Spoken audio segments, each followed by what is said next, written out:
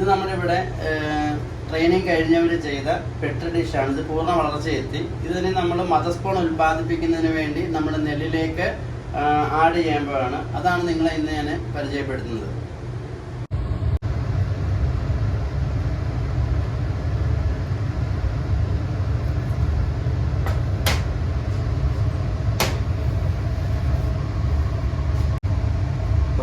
വളർന്ന് മെച്ചുറായി നിൽക്കുന്ന ഒരു ഭാഗമാണ് നമ്മൾ പൂർണ്ണമായും വളർന്ന് കണ്ടോ പൂർണ്ണ വളർച്ചയെത്തി നിൽക്കുകയാണിത്.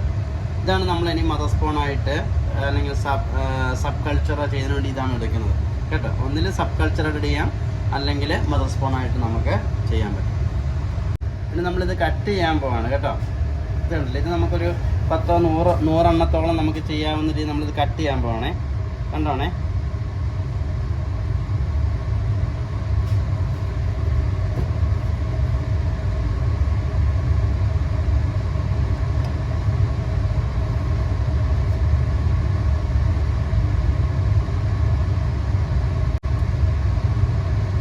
നല്ലപോലെ വളർന്നത് കൊണ്ടാണ് ഇത് കട്ട് ചെയ്യാൻ ഭയങ്കര ബുദ്ധിമുട്ടായി.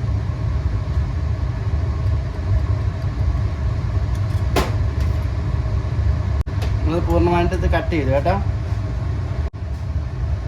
ഇതുപോലെ നമ്മൾ പൂർണ്ണമായിട്ടും ചെറിയ ചെറിയ പീസുകളായിട്ട് കട്ട് ചെയ്ത് വെച്ചേക്കാണ്. ഇതാണ് ഇനി നമ്മൾ അടുത്തത് നെൽമണിയിലേക്ക് ആഡ് ചെയ്യാൻ പോകുന്നത്. അത് നമ്മൾ നമ്മുടെ ആൺമക്ഷീകരണം നടത്തിയ നെല്ല് നല്ല പറഞ്ഞ്